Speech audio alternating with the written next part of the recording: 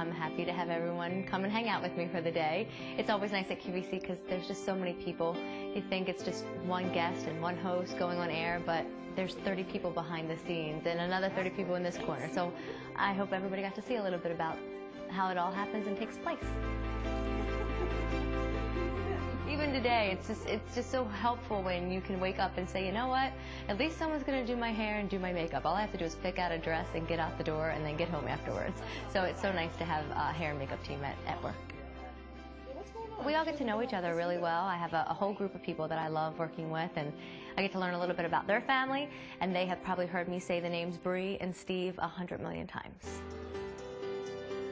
So I got to hang out with Scott Hine. He's a wonderful guest. He's really famous right now for showing us the Frost Guard this year. It's a huge product that helps you not to scrape off the snow from your windshield, and he's just a really cool guy to hang out with. Next up, I met with Melissa Epps Wilding.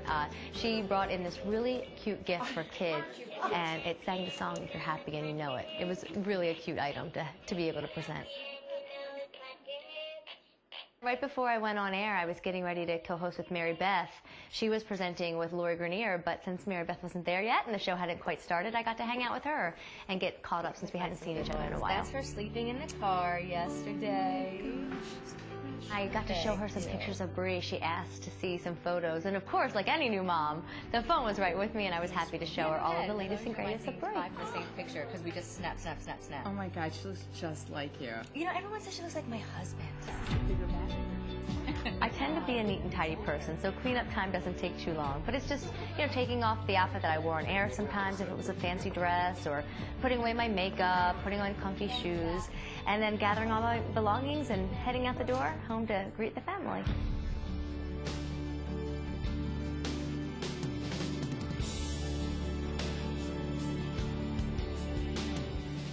We moved here from New York City. You know, she kind of followed her passion, her dreams here to Pennsylvania, and it's been great the past. We've been here, I think, 7 years now.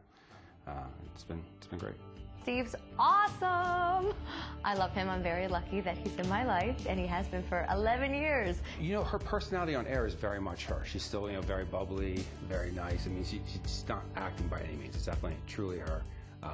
Maybe a little bit more, you know, direct when she comes home with me, but yeah, she's definitely still the same person you see on air. He is an amazing dad, and he's made it so easier than I ever thought it would be coming home to a family, because, you know, maybe the dishes aren't done, maybe the laundry isn't done, but I know my daughter was so well cared for, and they both have big smiles on their face and are happy with each other, and then happy to see me when I come through the door.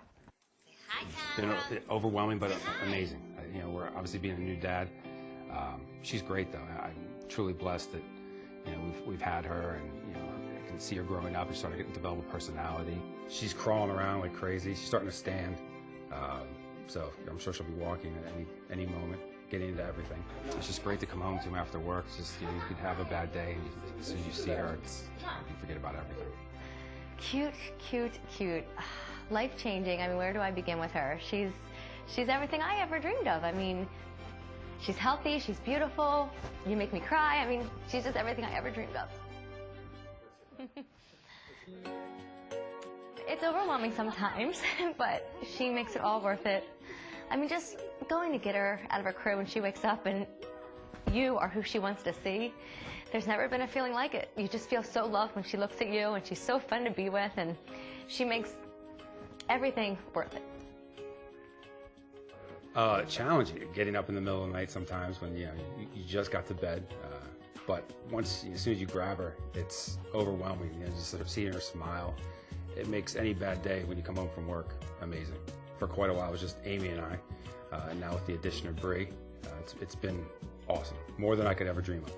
All right, so Bree is asleep, which means we can finally do something. Yes. All right, so I thought we'd bake the cookies that I made that one time that you really, really liked. I love it. Well, because you love peanut butter and I love oats, and we both were happy with them. Perfect. Yay, cookies! So I love sweets and junk food, so I try not to make it too bad, so that way if I want 3 or 4 or 5 cookies, I don't feel so guilty. I'm going to read to you what I need you to do. Okay. All right, so in a medium bowl, toss the oats, the cinnamon, and the baking soda together. Do you want this bowl or that bowl? Good question. I think we should do this bowl. Okay. And I could be wrong, and we can make a mess. All Forgive right. me. So oats. Oats. I'm impressed you knew what the oats were. I am the boss. Steve's there along for the ride.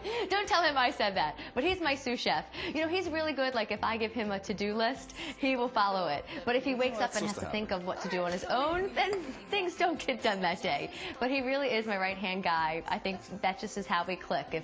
If we're cooking, if I give him a task, he can do it. But if I just said, hey, make dinner, You're doing an we'll be going to the drive-thru. I'm proud of you. All right, now, set aside. Done. All right, now in this medium bowl, beat the egg. And you just spilled egg yolk on the counter. That's part of it. Okay. Oh, no. Just a little bit. There you go. All right. Anything else go in this or just the egg? Eventually, hold on 1 second.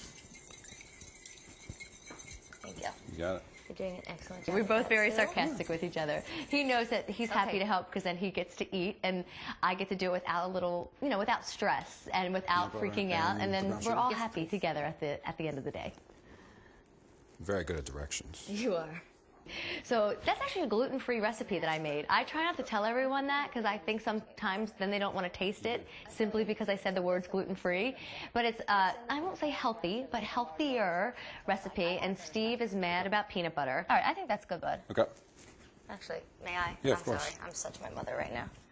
And I love oats. I know that's an odd thing to love, but I love oats in my cookies. So it's peanut butter, oats, and then chocolate chips with some cinnamon, some sugar, so you can't go wrong with it. And it's easy, too. Really easy to make. No, you're good. You mess up every now and then. All right, if you want to get your chocolate chips ready, bud. All of them at once, or? Yes, please. Thank you for asking. You got it. Well, now we're going to put them in the refrigerator for 30 minutes. Okay. Just put this in the fridge? Yep, I'll meet you upstairs. We'll check on B. All right. All right, love you.